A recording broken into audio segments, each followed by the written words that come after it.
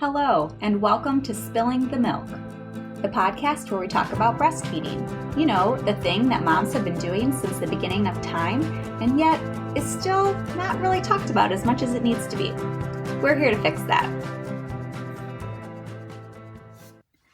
Today's episode is a little bit different. My guest is Beth Hawkins, who is a child sleep consultant, and we will definitely get into some practical tips to help babies and children sleep. And we will also talk about the interplay between breastfeeding and sleep. And I hope you enjoy our conversation. I know you're going to enjoy Beth's lovely British accent.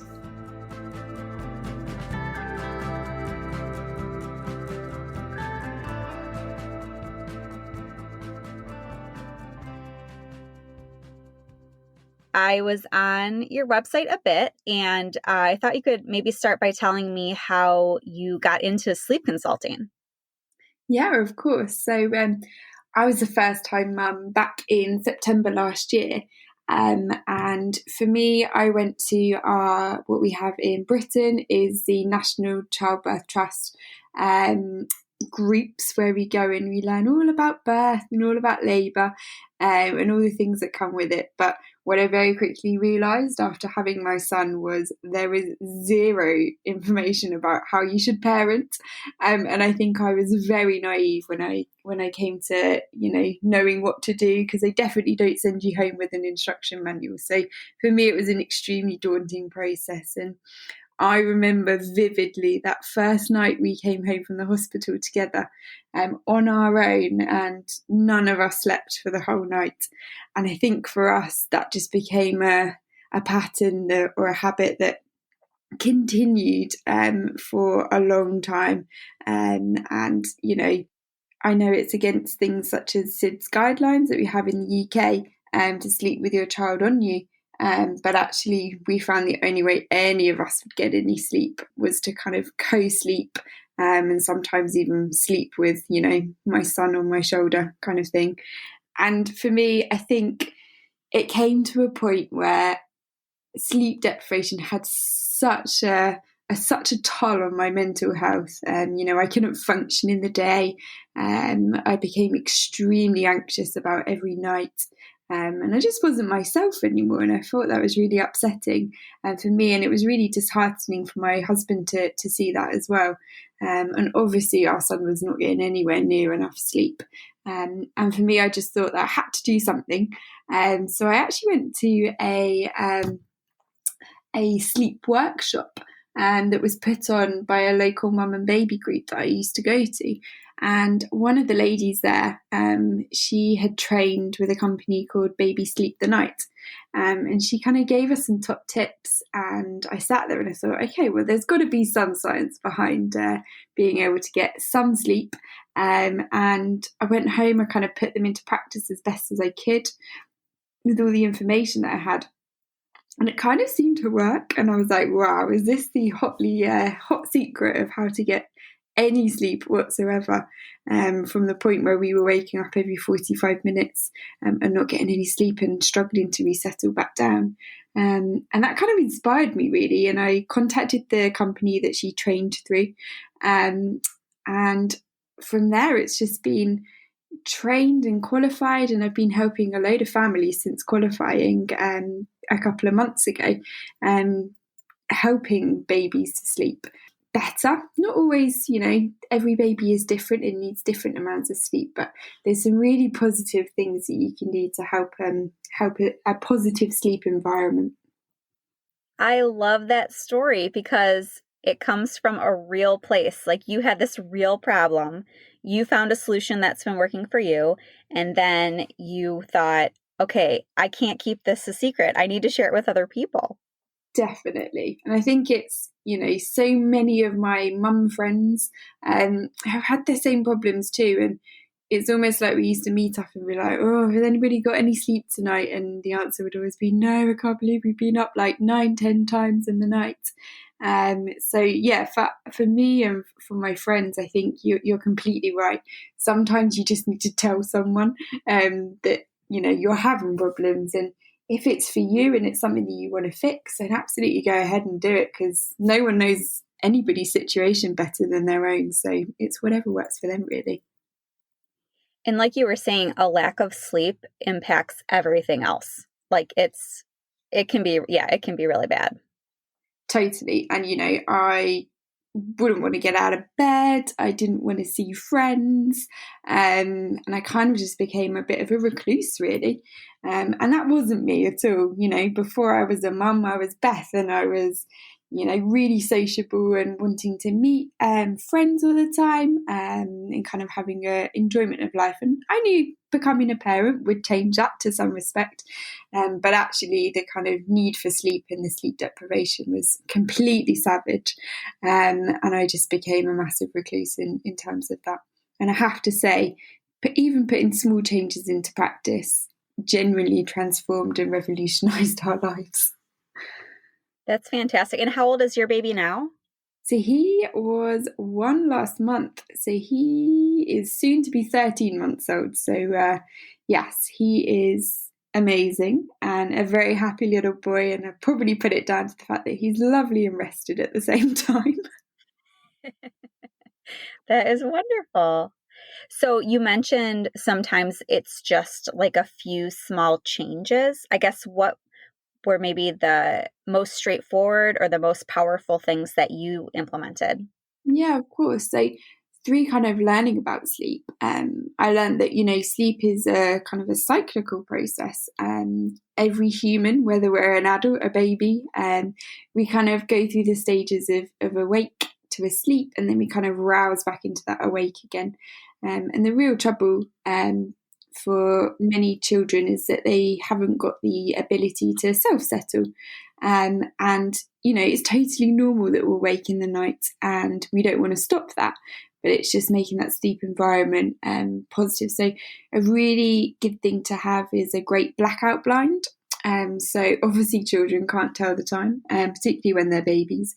So, when they rouse at that kind of 5 a.m. and nobody wants to start their day at 5 a.m. really, they were having a really good blackout blind with no kind of peeps of light shining through can be a real positive thing, that they're not actually stimulated and their hormones kicking to think it's morning time.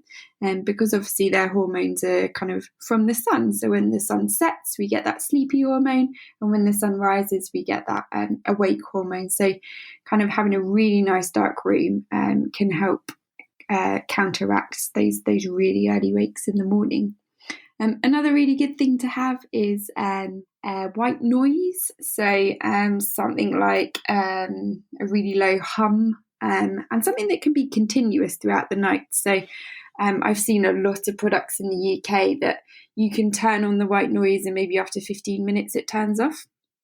Actually, that can sometimes wake a baby because the sound suddenly changes and it goes silent.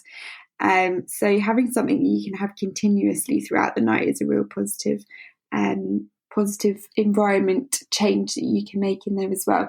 I think you probably want to have it at the noise of just below talking, so it's not too loud and it's going to kind of impact their ears, but loud enough that particularly in the day, maybe when they're napping, it can mask a sound of a creaky floorboard or maybe the postman ringing the doorbell to deliver some mail. Yes, I am a big fan of the white noise machine, and I have to remember to bring it on vacation because that is like make or break. Because sleeping in a new spot on vacation brings its own problems. And if you don't have the white noise machine, it makes a big difference. So every time I'm packing, it's like top of the list. Don't forget the white noise machine. Yeah, of course. And, when you talk about traveling, a really top tip for those kind of things is take everything that makes your baby feel secure in where they are. So as long as they have a comfy mattress, it doesn't really matter, where they're sleeping necessarily, whether it be the cot or a travel cot.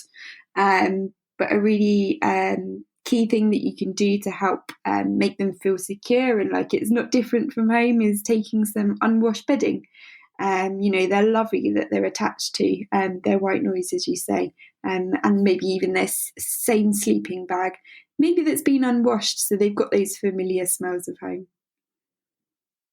Yeah, that's a good tip. Like if they're going to stay at grandma's for the night or wherever it might be. Yeah, definitely. And portable blackout blinds if you can get them. Yes, yes. And so when you're working with families, what are some of the most common issues? Like, why are people calling you or emailing you or, asking for your help? What's going on? So yeah, it's really common that parents come to me and say that their children are not able to nap well in the day, or have continuous night wakings where they're just not able to get their baby back off to sleep. So the key thing to be able to get children to sleep for longer is to get them to go to sleep on their own accord. So removing any external props that might need some intervention. What we tend to say is that however baby fall asleep at the beginning of the night, it's likely that every time that they wake naturally in the night, which we expect, they're going to need again to be able to fall back to sleep. So if that's that they've gone to bed with a dummy or a pacifier, as you know them, and that falls out in the middle of the night, and they wake and they haven't got it anymore, they're going to then, and they're also not able to put it back in. They're going to need that to be put back in, probably from mum or dad, to be able to drift off to sleep again. And it goes the same for other types of comfort, so rocking and feeding to sleep. So there are a lot of things that parents come to me to try and help their babies to settle independently, as opposed to needing a prop to be able to fall to sleep. Yeah, I never thought of it in those terms, but that's definitely been my experience. For the babies that took a pacifier, that was one of the things, is like in the middle of the night, if it fell out, that's all you had to do is put the pacifier back in, but it meant you getting out of bed and going and putting it back. And then for the baby who nurses to sleep, not always, but then sometimes like they would want to be nursed back to sleep. So it's interesting to think about it in those terms, that it's whatever they did to fall asleep originally is the comfort they're going to seek to get back to sleep. Yeah, like I said, we expect them to wake in the night anyway. It's just we want, or hopefully many people or many parents that have come to me would like their babies to kind of almost turn over and send themselves back off to sleep when they wake. Yes, absolutely. Everybody gets more sleep that way, for sure. Definitely. And so in your experience, because obviously the podcast is related to breastfeeding, though, everybody finds their own solution. So it might be breastfeeding sometimes, it might be a bottle in the middle of the night.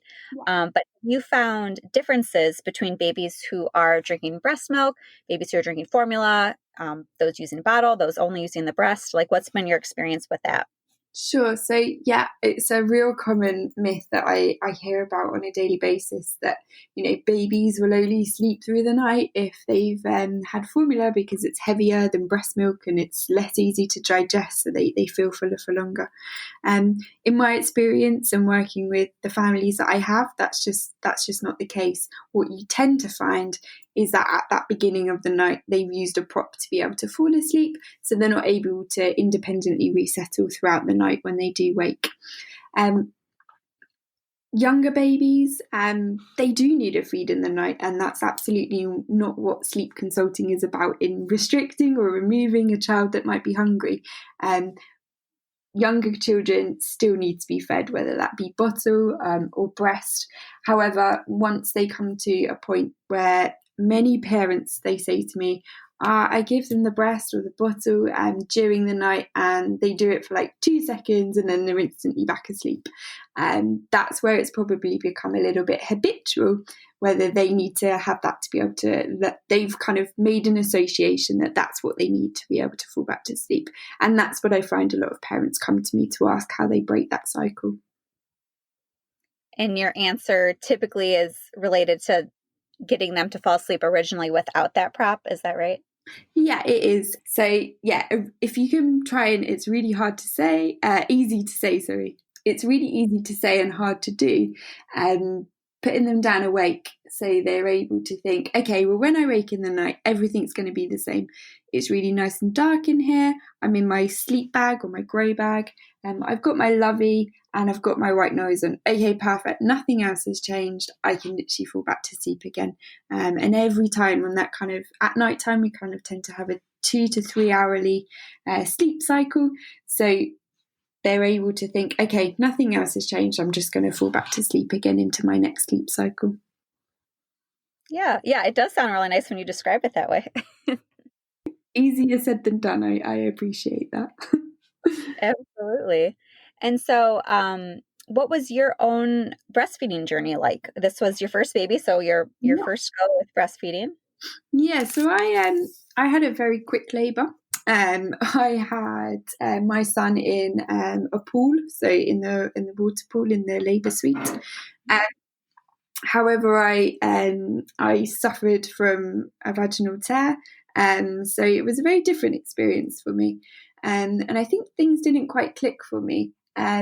We obviously had skin to skin as soon as he was born, but then very quickly I had to go to theatre.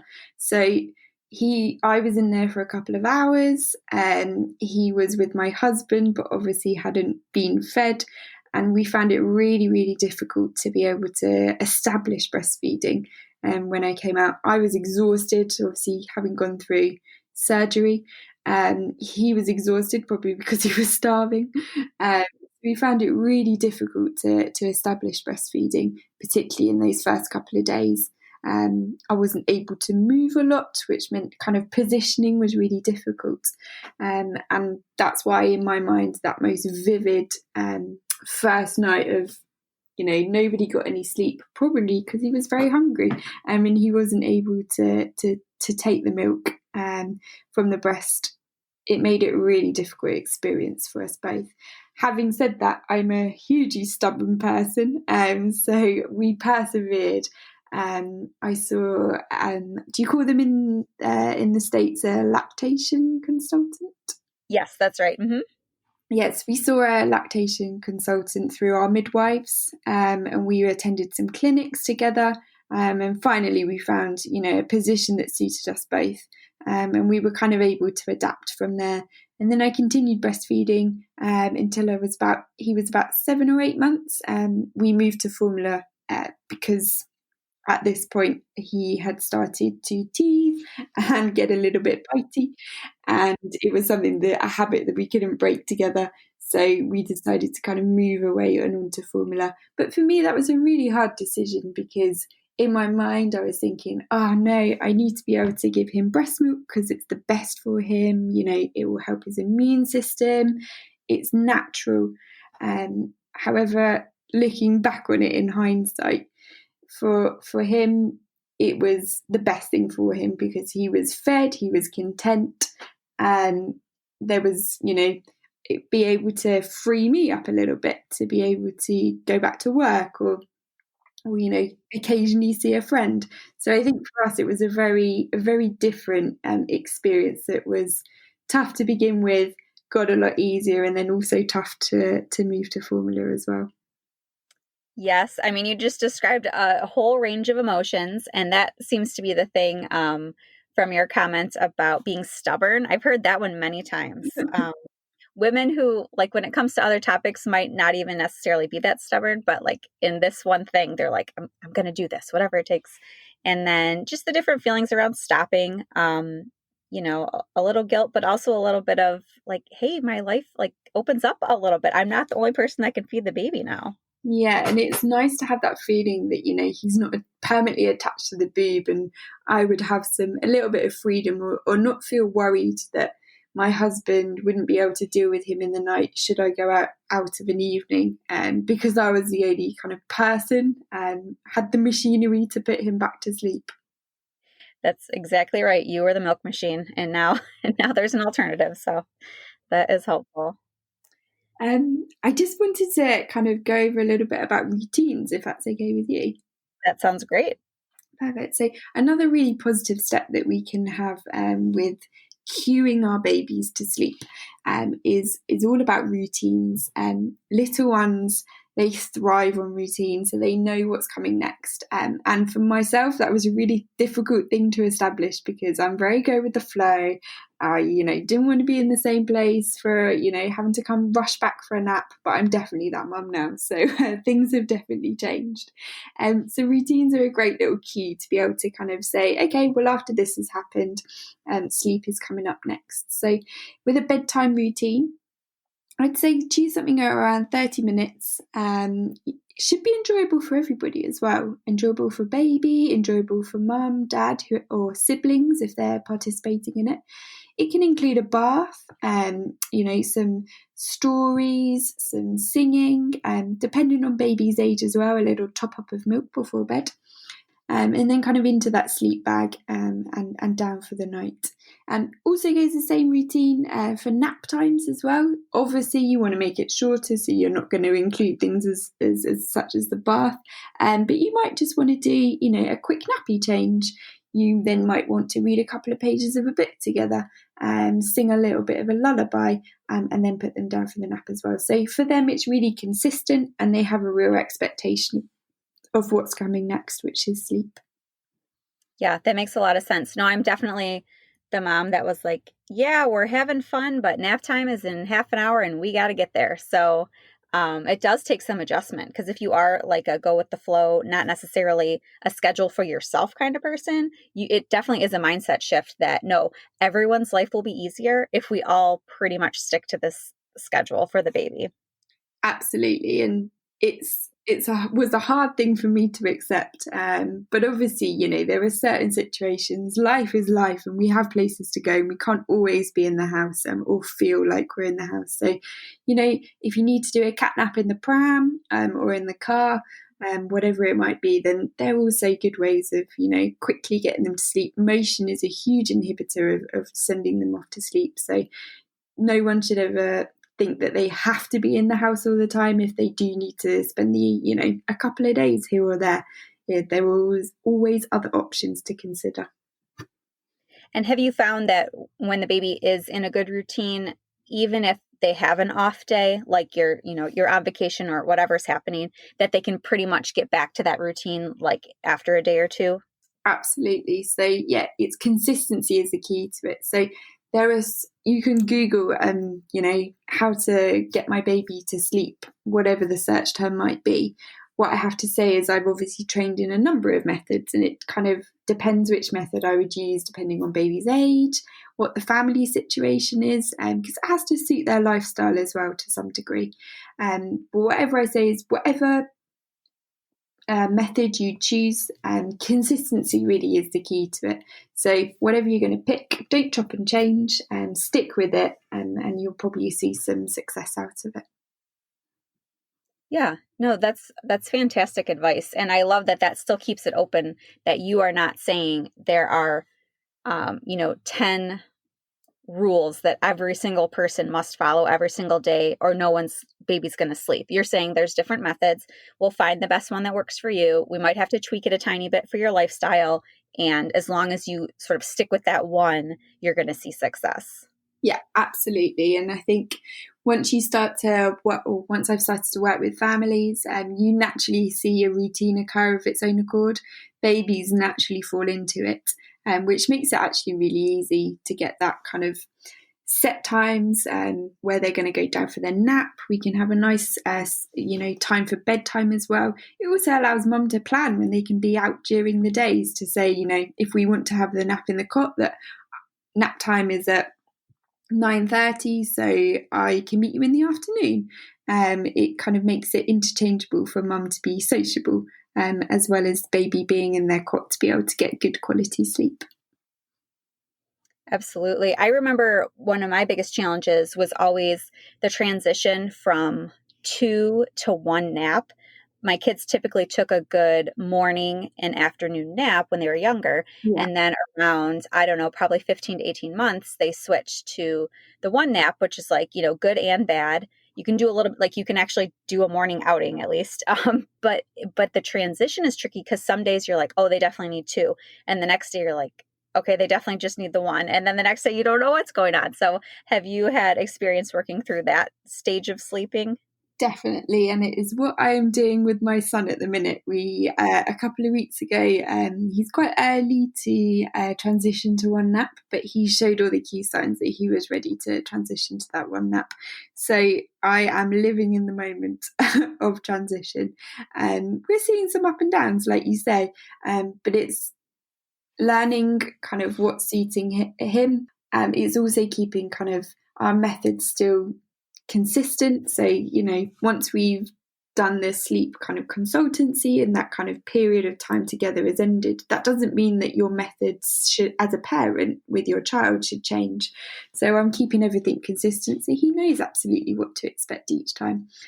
He tends to, we've had some troubles with some night wakings, which we hadn't had in ages, and I'd forgotten what it was like to be able to have to wake up at 3 o'clock in the morning.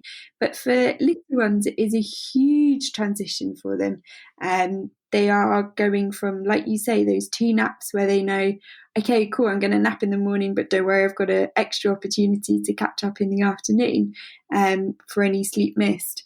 It's a huge change to their body clock as well. And they're going to be up for longer, and they're, like you say, they're going out in the morning and maybe seeing or being stimulated or experiencing new things, which obviously hopefully will tire them out.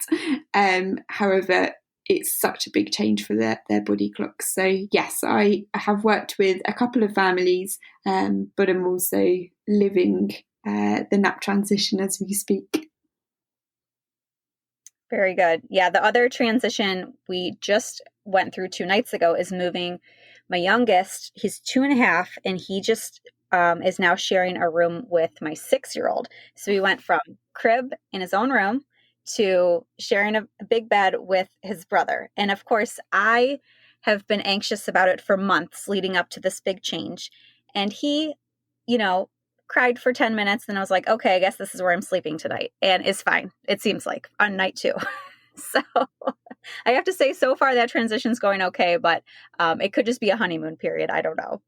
Yeah, and I think what you can do is, like I said, consistency is the key to anything, and kind of making him feel secure. You've probably got a really good bedtime routine, so you're cueing him up to sleep.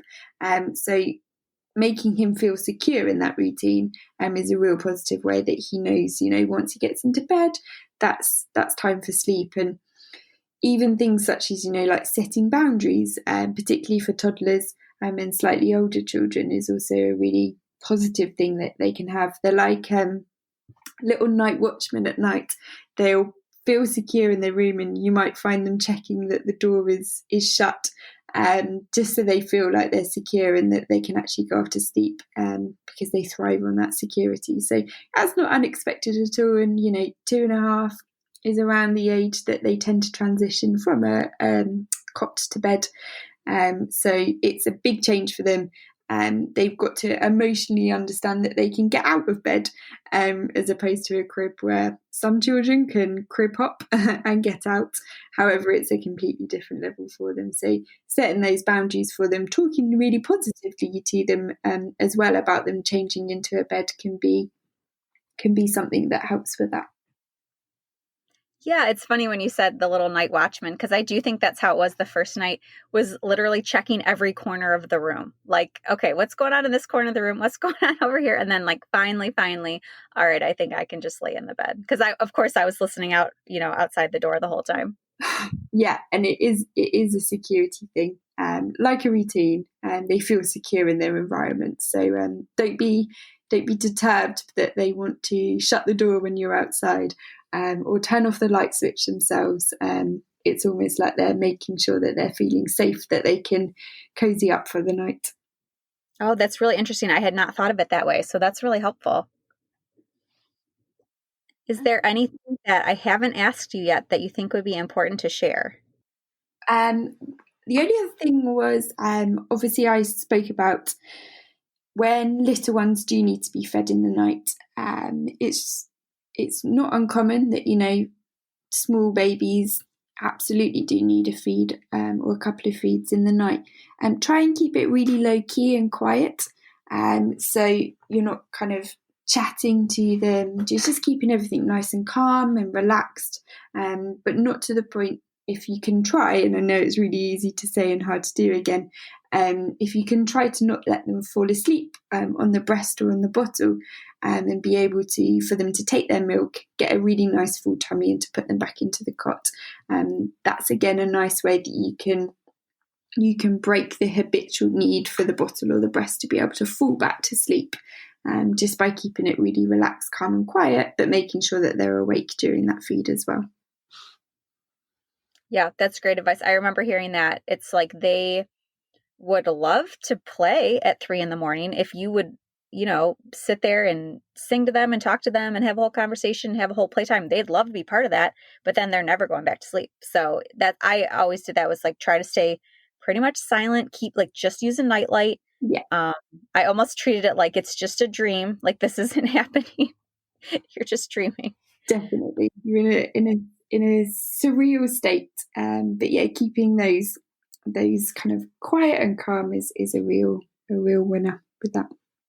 Well, I really appreciate you sharing all of this advice. And if a listener would like to get in touch with you, what is the best way to contact you? Of course. So I'm on Instagram, on Facebook, and I'm at Starry Nights Baby Sleep. I also have a website, which is www.starrynightsbabysleep.com. And I'm also available via email at starrynightsbabysleep@gmail.com. Wonderful. And I will put all those links in the show notes as well. And Beth, once again, thank you so much for joining me. Amazing. Thank you, Emily. I really appreciate it. And I'm definitely enjoying listening to all the other mums' experiences with breastfeeding, and feeling like I wasn't alone is positive.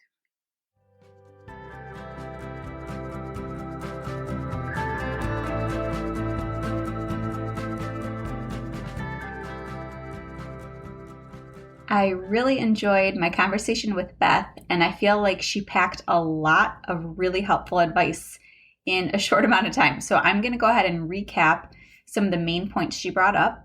First of all, that sleep is a cyclical process. It's not random when our bodies want to be asleep or awake. It goes in a cycle each day, and so kind of getting in tune with that cycle is important. The second was that blackout curtains and white noise machines. So anything you can do to make the sleep environment less stimulating, so that when the baby wakes up, they think it's still time to sleep. It's still black. They're not hearing noises other than the white noise, and they will just hopefully go back to sleep. Number 3 was when she addressed the myth that you have to feed your baby formula if you want them to sleep longer. I thought that one was interesting. I've definitely heard this in different forms. And she addressed the fact that up until a certain age, babies will wake up and they will be hungry in the middle of the night, and you do need to feed them, whether that's breastfeeding or bottle feeding. But once you can tell that it's more of a habit than a nutritional need, that's when it's time to address it. And she did say when you are feeding in the middle of the night to keep it very low key, keep it quiet, and just get them right back to sleep. Next, she talked about the importance of routines and consistency. And this seemed to be a big point that she wanted to really drive home, that you have a routine that you do every night before bedtime. She said probably about 30 minutes long. Make sure it's enjoyable for everyone, like a nice story, a song, a bath, maybe a little milk, and consistency. So whatever your bedtime routine looks like, or whatever your sleep schedule ends up looking like, keep it consistent. That is the most important thing. Babies and children really thrive on being able to predict what's going to happen next. That is going to get them into a good sleep routine. She talked about setting boundaries once they're a little bit older, and the transition from 2 naps to 1 nap, and how just keeping consistency and sort of checking in with them is key, and that it really is a big transition. I think about it in terms of the parent's life, like, oh, now I can plan play dates, in the morning and the afternoon because they're only taking 1 nap in the middle of the day. But really, it's a huge transition for the child and their body clock, and their body is having to adjust to a totally different routine and amount of sleep. So that was a good reminder that it really is a big transition for the child. My overall takeaway from hearing Beth talk, and she is obviously expert in different methods or different sleep strategies in helping families. I really just heard from her a lot of empathy, both for the parents, but also for the child. The child wants to get a good amount of sleep. They want to be able to put themselves back to sleep, and they want to feel, like she kept saying, they want to feel secure and know what's going to happen next and know that they're safe. And that was just a really good reminder that they're teeny tiny, but they're little people, and they want what we want. They want to feel safe and secure and know what to expect, and they want to get sleep too. So I really appreciated having her on. She does a tremendous service for families. Definitely check out Beth at Starry Night's Baby Sleep. She's on Facebook and Instagram. She posts great content. I follow her. And then she has her website. And of course, I'm going to put that in the show notes for you to click directly. Thank you so much for tuning into this episode. And if you're listening in real time, I wish you a happy Thanksgiving. If you're listening after the fact, I still hope you had a lovely Thanksgiving. That's it for this episode of Spilling the Milk. If you're enjoying these conversations, please leave us a review and tell a friend. That's the best way for us to grow our community and let more moms know that they're not alone. We're in this together. If you would like to be a guest on the podcast and share your story, please send an email to spillingthemilkpodcast@gmail.com.